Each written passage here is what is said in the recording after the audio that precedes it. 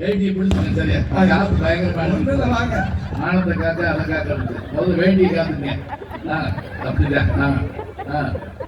அருமையான ஊர், அருமையான தலைப்பு. எல்லோருக்கும் மகளிர் தின வாழ்த்துக்களை அன்போடு தெரிவித்துக் கொள்கிறேன். அதுதாங்க நான் பேசுறதெல்லாம், நான் குறை சொல்றதெல்லாம் இங்க இருக்கக்கூடிய ஆத்தூர்ல உள்ள பெண்களை இல்ல. ஏன்னா பத்திரமா ஊர் போய் சேரணும்.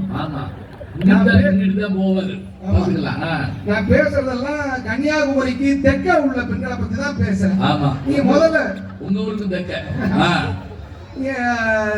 முதல்ல எங்க ஆண்களை பேச விட்டதுக்காக இந்த ஊர்ல மிகப்பெரிய நன்றியை தெரிவித்து.